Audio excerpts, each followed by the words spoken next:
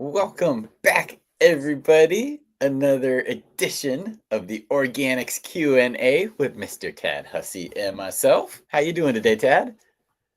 I'm great. We have a beautiful sunny day here in Washington State, which is not not the common thing. So yeah, we're all in good moods here in Washington, feel like. Yeah, it was to my surprise when I've been out in the Denver area for the DGC Cup, the Do Grows Cup. This one in Longmont, Colorado. It was freaking awesome. It was over this past weekend. It was 3 days long. They did a fire competition. They did a hash bash as well. But when I was boarding, I got home at 1:30 this morning. But last Oh night when we geez. touched down on the tarmac, they're like, or no, it was when before we were leaving. And he says, the local weather in Seattle is 82 degrees. I was like, what the heck? I'm glad I'm still in my shorts from hot Colorado, but I didn't see that coming. Do you want to talk a little bit about the cup real quick? Because I'm kind of curious, like what's it like compared to Yep. other cups you've been to? Yep. So absolutely my favorite cup. Last year was my first year. It was my favorite cannabis event that I've ever been to because everybody there is excited. It is all home growers, people who like really love the plant, and everybody just wants to share. It's like you have that thing that you're proud of. You want to see people that, like online. You're like, dude, I really want your opinion, or, like, I'd love to share my flower with you. And just it was so easy to start a conversation anywhere you went. And that's the beautiful thing about it. And that's not every competition. So that's what kind of made me fall in love with it last year. And this year, so last year was about 400 people. This year, new venue. The flower day was like about 500 people. Same vibe. So that was awesome. And the Do Grow show, I mean, they pull it off very well. There's not a hitch, except for there was a fire on the hash bash day, which is interesting. I mean, Was it related to smoking or was it totally an unrelated fire? no, 100% absolutely related. It was the dab bar caught on fire. So yeah, me and untrained astronaut, there was a little loft up above everything where, like, camera crews, we had all the equipment and stuff up there. But we were just up there having a chat before we were heading down. The day was just getting started. And we hear somebody just yell, fire down there. And we're like, all right, somebody, found some good stuff. And a couple seconds later, another person yells, fire. We're like, wow, they're getting really pumped up down there. And then it was just a chorus of like, fire, fire. We're like, we looked at each other. And as soon as someone said, it's getting out of control, get the extinguisher, we like jumped up and we caught some flame or some waist high flames, but apparently Yeah. the isopropanol fell over and there's an open flame torch, and well, that Oh will set things geez. on fire. Yeah, Yeah, we almost it's need a good another argument for word for it. e-rigs. Like What's that? inferno or like some other word for fire so people know you're actually talking about a real fire that's dangerous. Yeah, I legitimately thought somebody down there just took like the raddest hit of their life. It was like fire. So Oh that boy. was yeah, that was the highlight. That was but my point of going into that was when everything runs so smoothly, it's almost like production or anything. The better you do your job, the less people notice because everything just goes smooth. And that's what their events have been the last 2 years. So the fire was excitement, though. I mean, it's going to lead to some good jokes for years to come. Well, I'm laughing, but I assume no one got injured. Everything was they're okay. Exactly. Yeah. And that's the only reason why you can laugh is Okay. nobody got injured. Property damage was almost, non-existent. Fortunately, again, it was more of liquid burning than material. But yeah, there's a little bit of damage, but yeah, Good. nothing too bad. They had huge industrial fans in there. So, like, I mean, the dab bar. So, within like 15 minutes of that happening, all of the dab competition was already moved outside under the tent, didn't skip a beat. But yeah, they closed that area down for the rest of the day because they had big industrial fans and it was just getting everything out of there. Did it really quickly. But yeah, we're like, yeah, keep the fire stuff outside maybe next time or get e rigs. Yeah. I've kind of wondered about some of the logistics around because we're going to be having a tasting event at our conference this year in September in Bozeman. And I'm a little nervous about it. Like, what if there is a fire? Or how do we get all these people Plan. back to their hotels? Yep. Even just some of those logistics. As a person who threw, a lot of music events and nightclubs, I mean, those things are absolutely considerations. Consider where your exits are. Do you have the potential fire source blocking the exit and the rest of the place? Fire extinguishers, protocol. Events like that, you're going to have staff, somebody who, at least one or two people whose job is just to kind of roam around, make sure they know what would happen. It's, again, we go back to SOPs, and that's Yeah. uh yeah, and that's actually one of the questions that I have here. Um, Start here. I mean, we could get to Grow Talk, guys. Everybody in here, yeah, Fourth House Genetics. Glad I did. everybody's okay. And I just want to say Fourth House Genetics will be on the show Saturday with me. So I just wanted to put him up there. And yeah, Untrained Astronaut, I see him in here. And I don't know if you joined the part where I was explaining the story, but yeah, it was me and Untrained Astronaut. What plant Chronic Wonder is wondering Yeah. which won the DGC Cup? It was a Mac 1. They just posted it on the Do Grows Instagram, the 1 through 10. Another thing I like about it is they do an intake form and they ask people, how did you grow it? So there's organic, there's salts, and there's synganic. And I believe that's actually how the top three went. It was funny when Scotty Rio would announce, like the top 10 and the winner and, how they grew, and he'd be all, and salts, like saying it all provocative. It was funny. But yeah, organic, salt, synganic was the 1, 2, and 3. Good competition, man. Good competition. It was Now, 76 flower samples, oh, sorry. and Keep then going. yeah, 76 flower samples and a little over 25 dab samples. Again, 2 different days. But the thing about this competition is it's a blind competition. It's a blind taste test with everybody who paid to be there. So you get like a cool Do Grows oney when you get in there. You go around to all of the stations, smoke as much as you want. You drop your little tokens in the bag for the ones that you think are the best, and then they count up the tokens. So I do like that system. It's pretty, democratic. Everybody truly does pick the winner, and it's amazing how close the top three always are. See, here's my, because I think a lot about cannabis. And again, I'm not a consumption expert. I've made that very Mm-hmm. clear. I'm definitely on the cultivation side. But Mm-hmm. from talking to Jeremy Plum and people who try to do this as like scientifically as possible, because it's a very sensory experience. If you smoke weed on a hike versus in the middle of a conference room, like you're going to have a very different experience based on your environment. Granted, Oh those yeah. are extreme examples. So the way they did their cup when they were doing it in Portland was the judges would all go home with blind samples and they Mm-hmm. would consume it over the period of like a month. And they were asked to Yep. consume them all at the same place in the same mindset as much as possible to try and remove those variables. Because like if I went into like a really hype booth, the weed looked really nice, I'm probably going to vote higher for that than say, something that looks like swag, but maybe is really good. Or, maybe the Yeah. presentation or the packaging isn't, you know what I mean? Like all of those things kind of Yeah. come into play. Or that third hit that you take in the day is probably you're probably be a better mood by then than that first one you started off. So I think positioning in the room would make a difference too. I don't know. Lots of variables.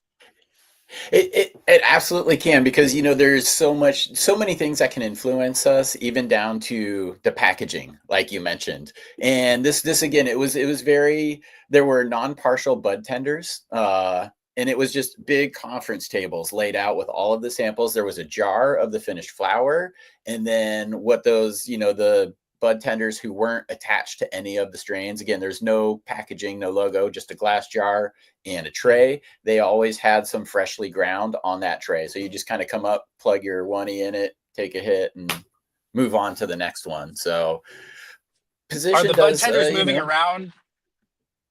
Because like I could think maybe the most charismatic or the most attractive bud tenders might influence you even too. I don't know.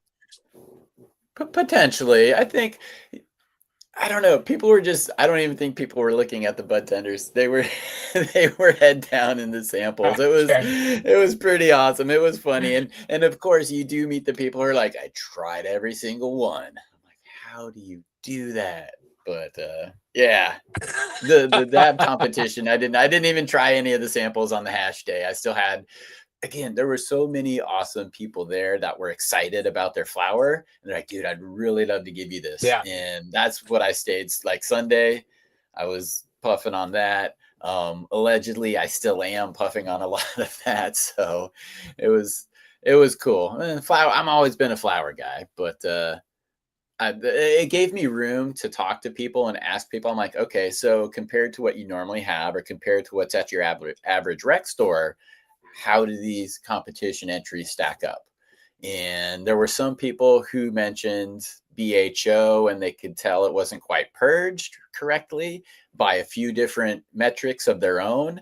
That was something that I Hmm. heard from disconnected people throughout the day. But I also, the primary thought was, yeah, the competition here is definitely trying to win. So there was some good stuff there. That's awesome. I've heard some people say they can tell the difference between salts and organics. Um, Mm-hmm.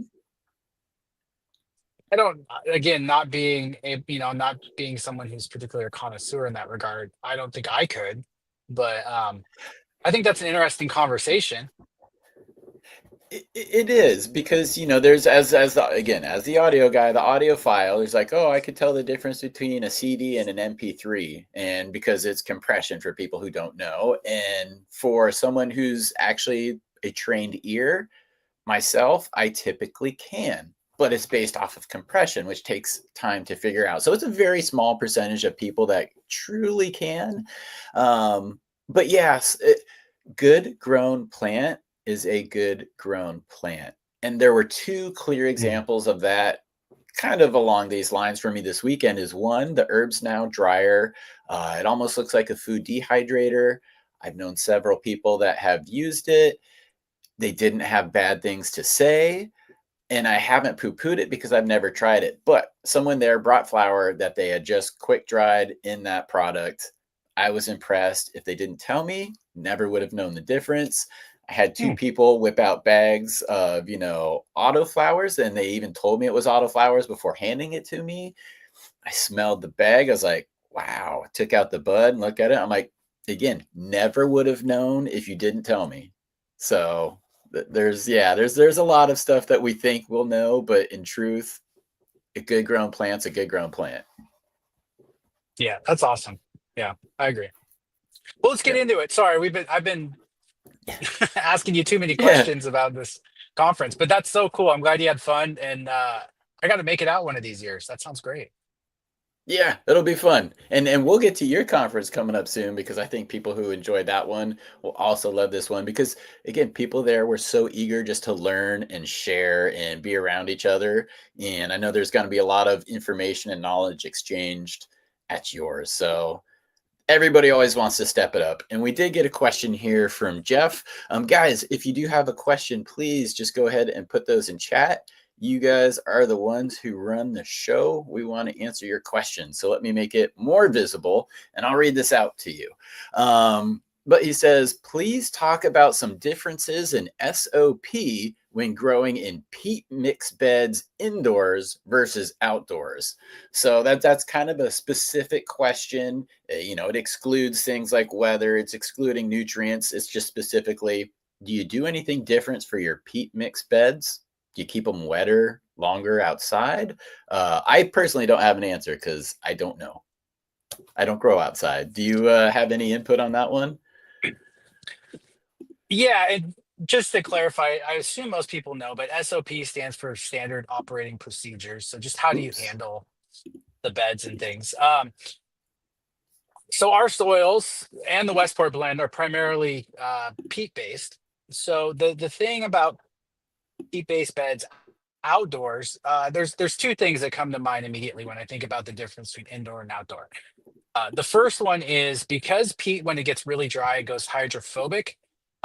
Outdoors, I would consider using a mulch um, or companion planting to help keep the soil covered, so it doesn't dry out as much. Because when it fully dries out, then you end up with it going hydrophobic, which means it doesn't want to accept water. And so that you'll go to water that bed, and then you take your hand and kind of rough up the surface and be like, this is still bone dry. And I've made that mistake. I still make that mistake sometimes when I water. So that's something you have to be really aware of outdoors. That can Hmm. happen indoors, but is less likely to, because you just don't have that same level of solar radiation from indoor lights that you get from the sun. So that's probably And difference number one, is just be aware you're watering.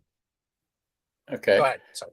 And to add to that, Brandon's kind of chipped in here, and you mentioned solar radiation, and I just experienced that I went from 3 feet above sea level to about 7,000 feet above sea level, and solar radiation is different. Trust me, you burn a lot quicker in the freaking mountains than you do at the sea level, and that's kind of what Brandon is saying here too. Is that it depends on where you are growing in the country too. Outdoor in LA versus outdoor in Western Washington are different worlds. Different Yeah. concerns, different humidity, and solar radiation, as you just said. So I wanted to toss that one in there. Yeah, I mean, on weather like this, when we get a heat wave here in Washington, so we're 80 plus is hot for us. I might be watering every other day in my garden just to keep moisture levels up. So that is a consideration. Consideration number two, outdoors, is because of, and I, again, this will depend on where you live, but here in Washington, we get a lot of rain. And so that bed, after sitting outside at the end of the season and water rushing through it, we're going to leach a lot of the nutrients that are in there, which means come spring, we're kind of starting from scratch again. And we need to re-amend at a higher level. So we know for sure that all the sodium, the chlorides, the nitrates, the potassium, those for sure are going to have leached. But we've probably also lost some calcium, some phosphorus, some sulfur, some of these other nutrients as well. So, I was just thinking, a difference against indoor and outdoor. People typically are really only running one run outdoors during the year versus indoors where you would redo tests. So I guess at the end of the year, outdoor, you would probably retest until you get things kind of dialed and familiarity. But indoor, you would go with more. Hmm. Um, Okay. Outdoor, I plan. I don't necessarily test my outdoor vegetable garden. One, because of just cost related to the cost of my crop. And I'm not typically growing cannabis. I grew cannabis last year, but every year I have such an aphid pressure and Mm. powdery mildew that's just not worth it where I live. They don't finish very well. So Yep. I'm going with the assumption that most of my nutrients have leached. So I'm going to add back in. I use our nutrient pack. It's sort of a complete fertilizer. There's other companies that make similar products. You could absolutely use those too. That's sort of the idea behind it. And yes, I see the question about our nutrient pack. It does have sulfur in there, but the sulfur is in the form of sulfates from things like gypsum, which is calcium sulfate. We're not adding agricultural sulfur specifically because we don't want to lower pH any further than we already are at. We like the pH range that we're in because that allows for optimal nutrient uptake while reducing heavy metal and other metals that we don't necessarily want cannabis to take up. So we want sulfur because that has a lot of different physiological benefits for terpene expression and other plant processes. But we're not adding specifically just like agricultural sulfur, but we're getting sulfur from other things like primarily gypsum. Okay. And you just mentioned there, physical properties of things, and this was an interesting question. I wonder if there is a downside or a chemical or something along the process that would make this less desirable than typical biochar. But JMJ12 is asking a question here. It says, question, can the white ash from barbecue coal beads be added to the grow medium? Would there be a benefit as just far as physical structure to the soil or a nutrient mineral benefit?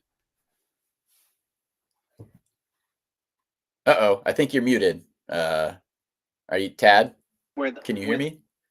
Oh, you're probably time getting. out. Let's see. Okay, can you hear Oh, I me? got a timeout. You can't hear me. Okay, now I can hear you again. For like from the start of the answer, I didn't hear Now I you, can't hear and you. Sorry. oh no, okay, that's okay. Try If you this. yep, if you go out and come back in, that may help. I know you're having to do this remote today. That's how dedicated Tad is, guys. Um, but he's okay, so he's probably going to try to reboot. JMJ, I'm going to save this question until Tad gets back here because I've never actually heard of anybody using that or adding it. I know the charcoal sometimes has other things in it in the realm of barbecue charcoal, but interesting question because automatically my brain goes to biochar. So let's see here. I'm going to type something in chat. Let's see. Maybe leave Oh, I think I'm and I come. think I'm back. Can you hear me Okay. now? Yep. Okay. Yep. Sound okay? Yes. Okay. Yep. You're good. Sorry about that, guys. I don't know what happened. So the difference between ash and biochar are is twofold. So properly made biochar is pyrolyzed, which means it is heated at extremely high temperatures at very, very low oxygen conditions. When you're making charcoal, you're not getting you're not getting that low oxygen condition. So you're not creating the same thing as what we call biochar, which means it's going to have very different properties. Um, in addition to that, it can be very high in potassium, and it can contain other contaminants, depending on the wood and the material that they're using and how they're burning it.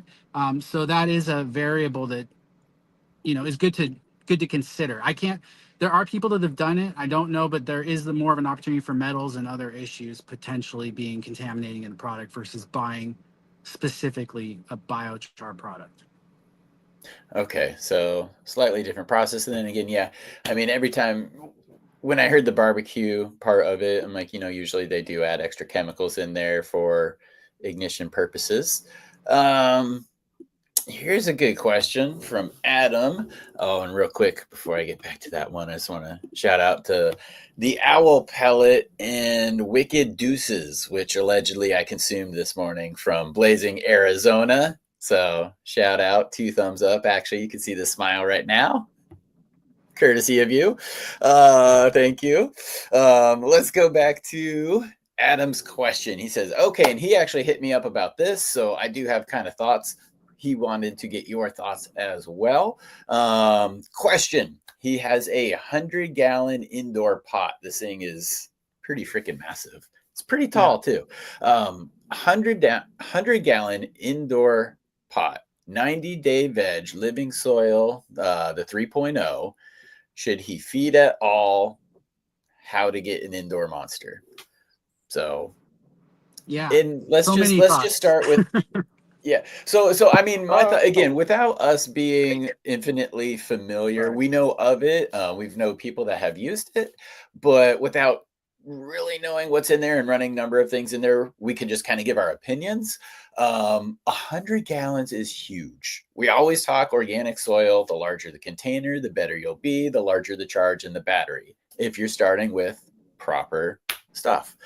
And, that's a great product. 100 gallons is huge. 90-day veg time. The no joke that I grew with the Westport Blend, you guys all saw that. I just did water only. It was roughly a 30-day veg and a 60-day flowering time, water only. And everybody, this was the fun one too. Everybody who was at the DGC Cup this year, I wasn't able to enter because it requires a lot more than I feel comfortable allegedly traveling with. But I brought the no joke from the video to share with everybody, and it got very good reviews from people. And the reason I mentioned that is those were 7 gallons.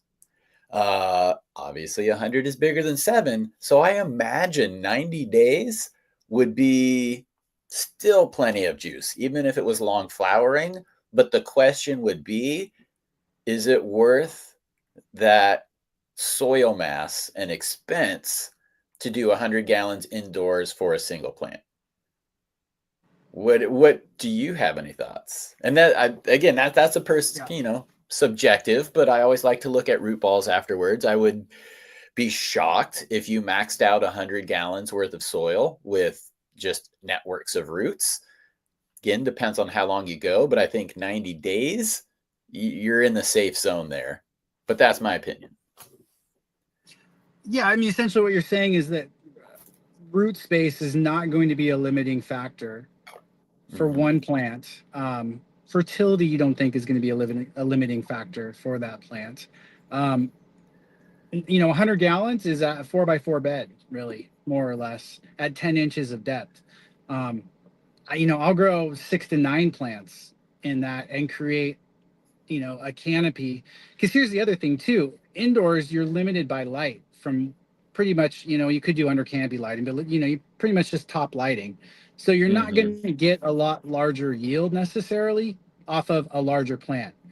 You can create that same canopy in 14 to or 21 days, 30 days of veg that you could in the same thing. Okay, so he's saying it's just for fun.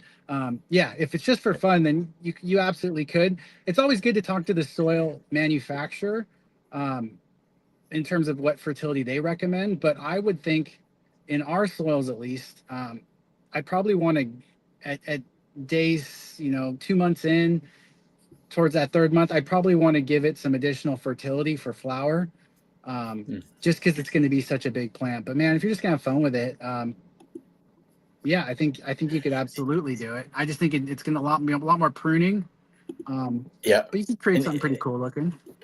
he and it's Adam. He's putting the Westport posse in there, but he's also grown to no joke, and he does a marvelous job. He does mainlining, like sculpting. I don't think is going to be a problem.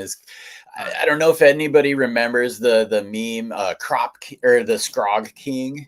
It's this guy in his basement like this, and it says like Scrog King across his back, but it's like one plant in a huge pot, and it's just an 8-foot table of level canopies, but it's just one plant. So he's got the ability to do that. I wonder if that's what the fun project is going to be, is just like how wickedly wild can I scrog out this plant. And one thing, when I did see the pot, instantly I kind of was started to talk about depth with him. And earlier you just mentioned, really 10 inches is kind of a good soil depth. Is there advantages or disadvantages to going with anything deeper, like indoors? I mean, where does the root zone inhabit with cannabis? Yeah, I mean, indoors we're not typically, like you said, you grew your whole plant in, let's say, 3 months. That's a pretty typical timeline for a full cycle plant. Yeah. At that cycle pace, you probably aren't going to use a lot more than 10 inches of depth, if the plant's even able to get down that far.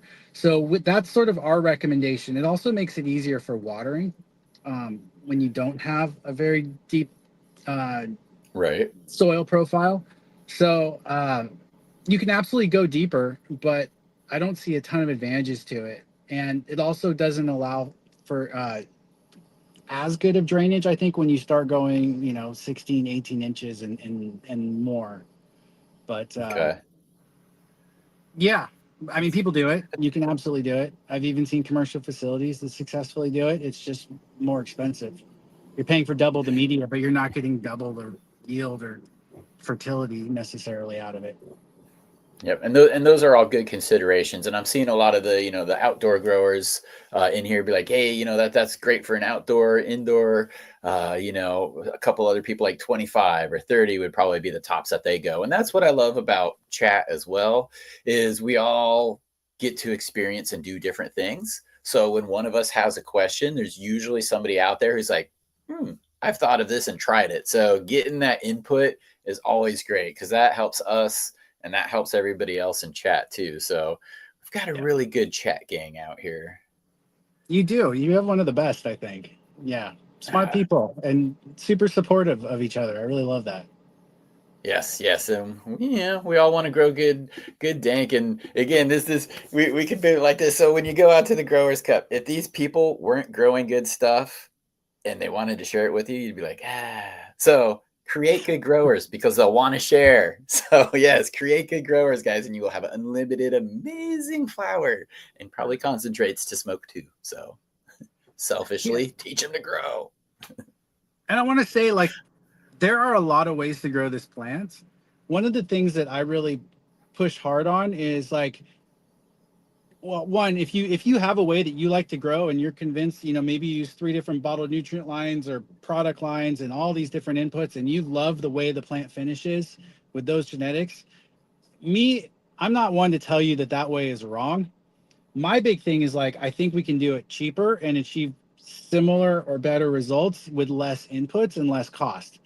But that being said, there are a million ways to grow this plant, and if your way works and you're happy with it, I'm gonna be the last person to tell you that one way is better than another. But I do feel like we get a lot of like, not only is it hard to separate the marketing from the science, but it's really hard to separate like people. There's so much infighting, even in the organic group, about like soil food web versus biodynamics versus permaculture versus I don't know, whatever the heck we do in the living soil realm. So it is what it is. There, yeah, and hopefully from like the outsider perspective, not being fully vested in one direction or the other, we can sit back and we could take a look at what everybody is saying and see how it kind of really all applies. As you're saying, there is no one size fits all, particularly to growing, even if you are doing it the same way, because as we touched on earlier, environmental factors, climates, there's a lot of things that alter the answers always.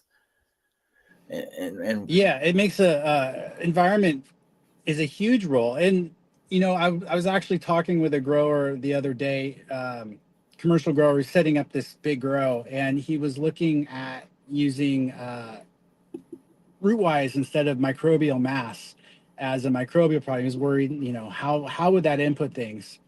And one of the things we were talking about with him was like, those microbial inputs are great. There's a lot of things that they do that, we have research to show they can increase yields, but at the end of the day, they're like the smallest variable compared to all the other things we were talking about, like your soil and your watering and really how good the grower is. Like, you can give good soil or a good program to a bad grower and they'll kill the plant, and you can do the exact same thing. You can give a horrible nutrient line to a really good grower and they'll grow fire with it. So I think sometimes we get stuck in the weeds when really, like you said, good growers are good growers. They can grow in anything. experience. Yeah, I had this conversation many times over the weekend. It's, education and experience are really the keys. Individually, they're great, but in combination, they're really hard to beat. So always kind of keep learning and believe your eyes and believe your experience. And there was someone, Aaron here. Aaron was getting anxious for us to answer a second question for him today. And he says, Chad, what do you do for dry down for super huge buds?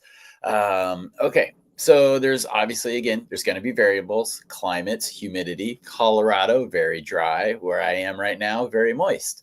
There's different trains of thoughts there. 60-60 is kind of the preferred standard with a little bit of moving air. The more that we know about things, the more we're able to control and monitoring things. There's now a step down process that a lot of people have been using and having good success with. But to specifically say, what do you do for super huge buds? If you're worried, so let's just assume you have your environment dialed. Like I was just mentioned, different things that go into it, but let's assume you have that dialed. You can always break that thing up. If you get that big cola, you go in there and you see where it connects and you just kind of trim up and you get a little bit of popcorn buds. Well, not popcorn buds, but the buds off of the big cola. You can dry those on like a net or on a screen. Sometimes I frown on that because if you're not diligent about turning them, you'll wind up with a bud with a flat side. But really, if bud rot is your concern, make sure you have the environment dialed, make sure you have air movement in there, and create smaller pieces. That's probably the best advice on huge buds is, turn them into smaller buds. Well, I'd say, Aaron, first and foremost, take all your social media pictures while they're big, because they look great for photos. Yes, always. Then, really inspect inside of them. I personally like plants that grow smaller buds, specifically because they're easier to grow. They're less chance of pathogens, and you have better airflow. Um, I think those big buds are really, really hard in a lot of cases, especially for botrytis or bud rot. Um, so make sure you're checking inside and you don't have any gray mold growing inside your buds. Um, then I would say we want to get it cold and we want to get it really dry for that first 24 to 36 hours. Really bring the moisture levels down. And then at that point, we want to stabilize closer to the 60-60.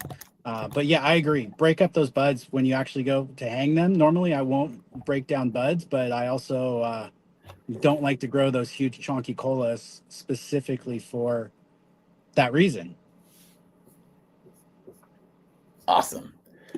Sorry, I had a thought to add to that, and then I got distracted by Dave's question asking about my hair regime.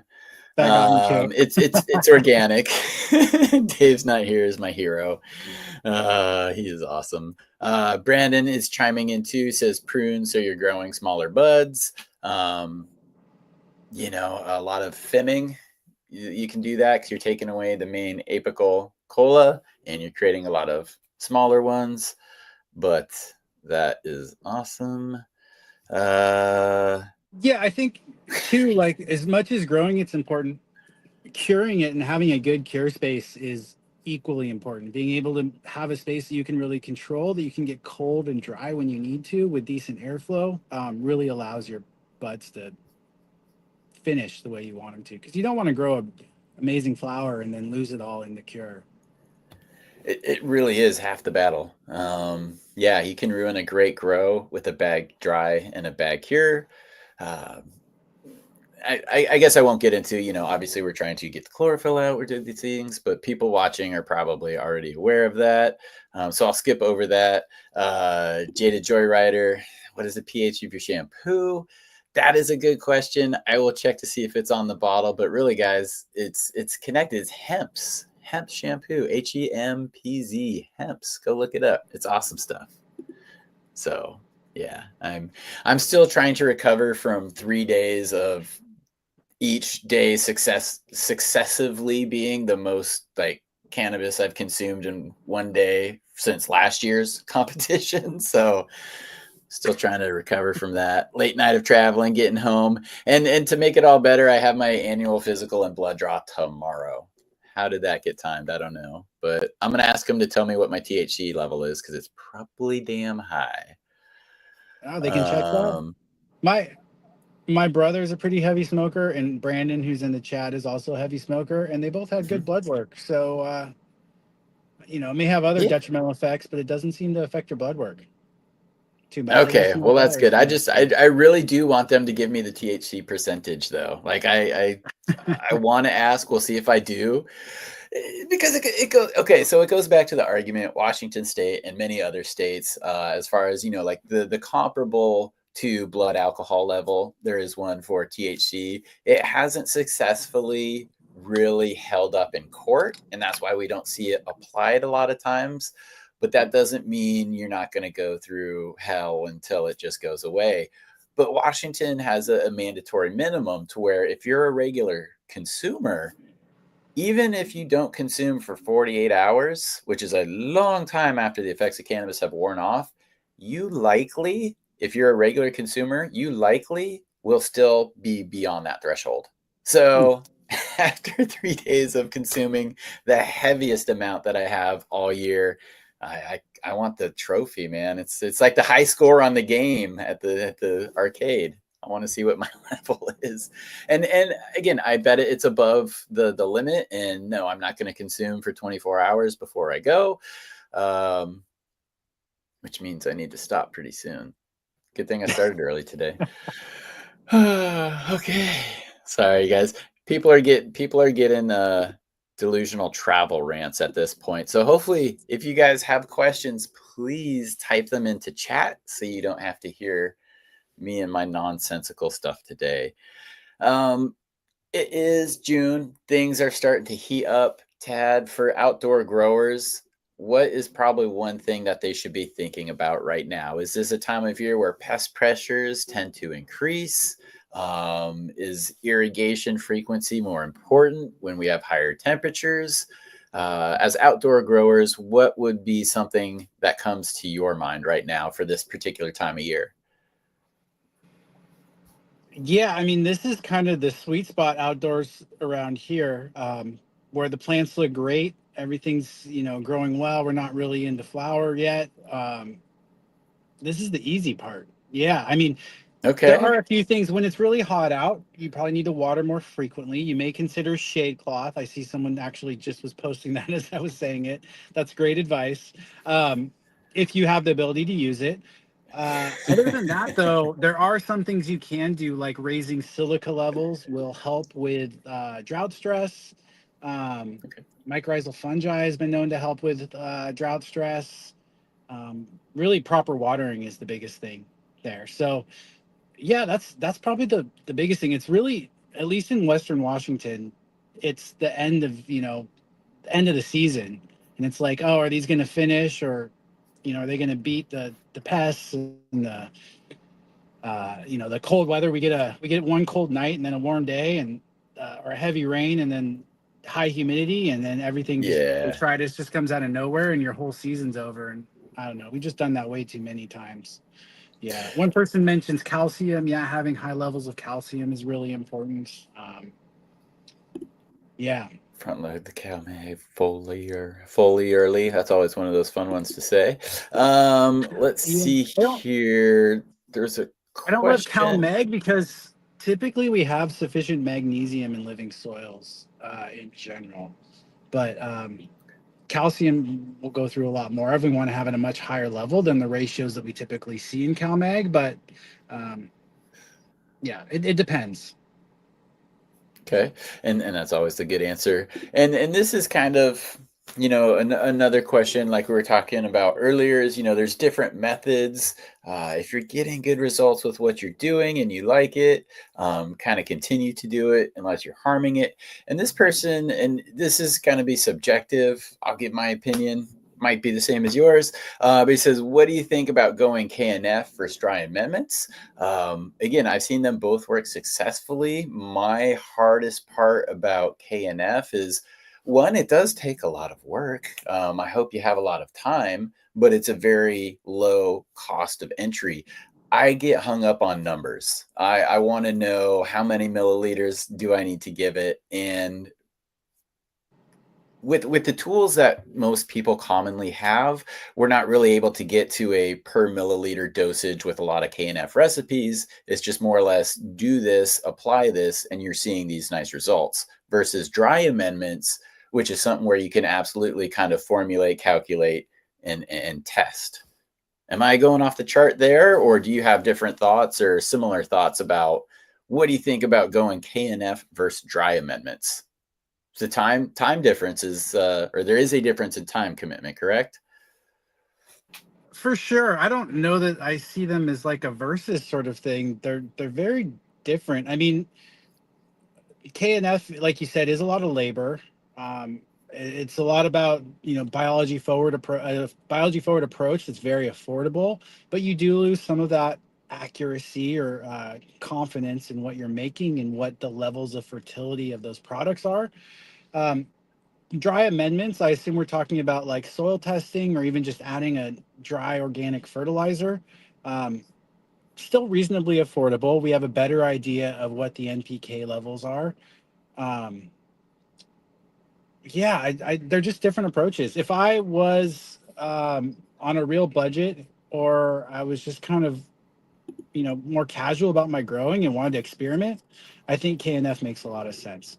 Or if I'm somewhere that I have very limited resources where it's very hard to get nutrients, absolutely, I think those are great options. Um, yeah. Okay. Okay. Thank you for that. I got a couple questions started here. Real quick, Foul Bundy is asking, kind of based off of that question. He says, could you use an EC meter in the KNF ferments to check the ppm and then just feed accordingly? and it should give you an idea of the nutrient load, but it doesn't specifically tell you which portion of that is from which mineral, which nutrient. So it's just a catch-all, and there's no true granular insight to that. And we don't know if that is primarily sodium or chlorides or something that we don't necessarily want in high levels. Because I've seen some ferments that have been very high in sodium, shockingly, depending on what vegetables they use and things like that. So an EC meter wouldn't give you that information. It would just tell you, oh, this is a high EC. And you think, okay, I'm adding a lot of fertility, but really you're adding sodium, which the plant doesn't want or need anyway. You're just raising osmotic pressure in the root system. So, yeah. Okay. And then Brandon, always helpful in chat as well. He's always adding his 2 cents here. But let's go to the next question, C. Raspy. And thanks, guys, for rolling in the questions right now. This is what we love to do. All right, C. Raspy, or maybe it's Craspy. He is growing in 15-gallon grassroots pots indoors with the KIS Biochar soil. And his question is it necessary to push Mammoth P? Are there preferred alternatives to the Mammoth P? Yeah. Well, first of all, I would say no. In 15-gallon pot, you could, using fresh biochar soil, you could just go water only. And I feel very confident, unless you grow a massive tree, this is a huge plant outdoors, you'll be just fine. You'll have plenty of fertility. That being said, we did some research with Mammoth P back in the day and got a statistically significant bump in yield by adding it in at the recommended rates. Now, Mammoth P is out of business. They're no longer around. So if you're still getting it, it's probably getting old at this point, or it's going to be unavailable soon.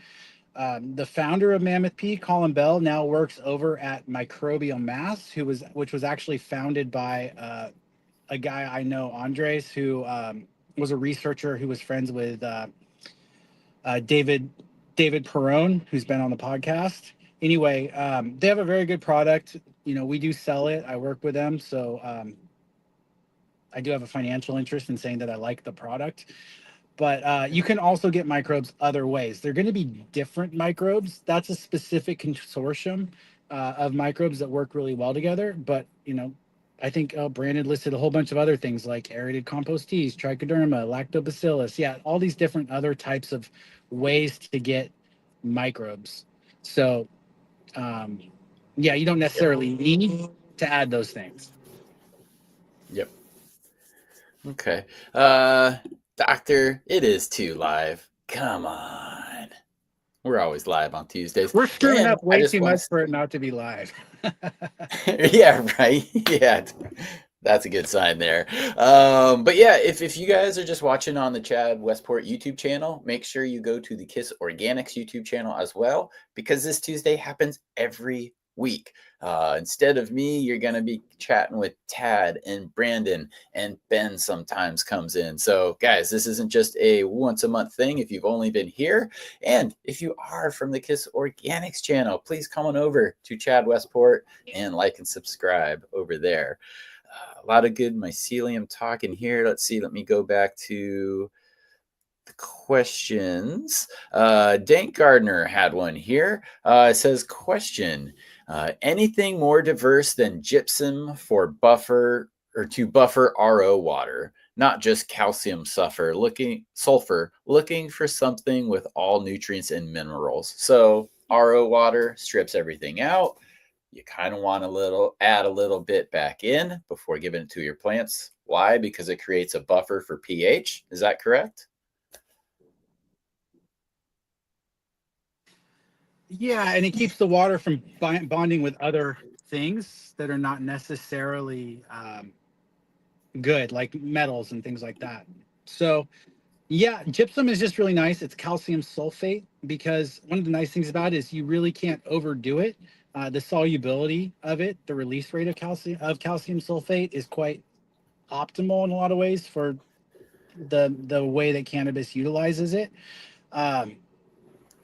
You could use probably some, tiny amount of any sort of complete organic fertilizer, but then you're probably also getting a little bit more contaminants like heavy metals and things like that in there. And it'd be a little bit, um, it'd just be a little bit harder to manage because you'd be picking up some NPK, which is much easier to manage outside of your irrigation water. The amount you would have to add, I would think, to buffer would probably add a substantial amount of NPK unless you're using a very low level NPK product. Right on. I'm just scouting because I know we're coming up against a hard out here at 3. So I've got another question up here to toss. We might be able to get to one more if you guys have them. But Mr. Rourke 420 says, while weeding wood mulched beds, I keep finding mycelium pockets in the wood chips. Would there be any benefit in adding some of these infected chips to an indoor 3x3 bed? So we're talking about taking something from outside and bringing it to an indoor bed, but he's focused on the mycelium and the benefit that it could bring. So what are your thoughts on that? Because I've I've had some mushrooms growing in my KIS Organic in the Westport Blend. Open the bag, I'm like, it's a little mushroom. It's active. Sorry, go ahead. Yeah, I wouldn't. That'd be a pretty hard no for me. I try to limit anything going from outside into my room. Once the soil's in place and I've maybe treated it with some, mosquito bits or some nematodes, I brought in beneficial insects to try and eliminate any potential pests, or I might have sprayed, my crop in there. The last thing I want to do is bring in anything that could bring in a pathogen or a pest into my room. Um, if you wanted to really do this and you wanted to do it before your plants were in there and then maybe treat it afterwards, I guess you could, but I don't think you'd see a lot of benefit from it, personally. You probably already have, uh, you know, fungi in your soil. If you're managing it well, you're not going to get a huge bump by adding in these wood chips, and is my guess. Those are just, saprophytic fungi breaking down high carbon sources, which is these wood chips. Not doesn't necessarily help, I think, your overall soil fertility in your bed. Okay.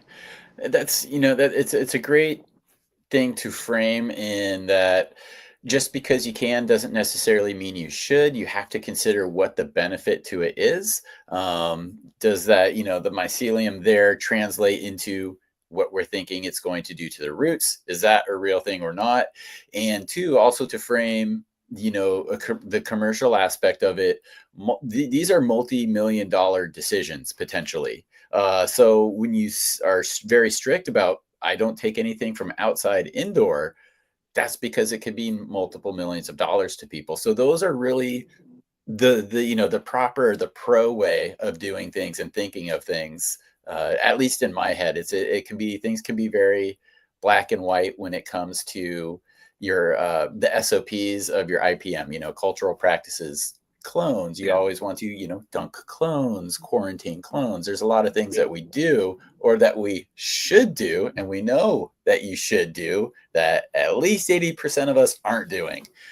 And for those reasons. So, yeah. Yeah. So just to give a little more context, like when I go visit a commercial facility, I make sure that I put on clean, fresh clothes and clean shoes prior to going to that facility. If I have to go to two facilities in the same day, which is very rare and I hate to do it, um, like I had to go to one facility and do a tour, and then I went to the second facility. I changed my pants and my shoes and all of my clothes, and I still didn't go into the facility. I just said, hey, can we just talk out here? Um, just because I don't want to risk cross contamination. And then when I got home, all those clothes went from my trunk into my washing machine. And even just like if I'm out in my vegetable garden, I don't want to come right inside in those same clothes and go and check out my indoor cannabis garden.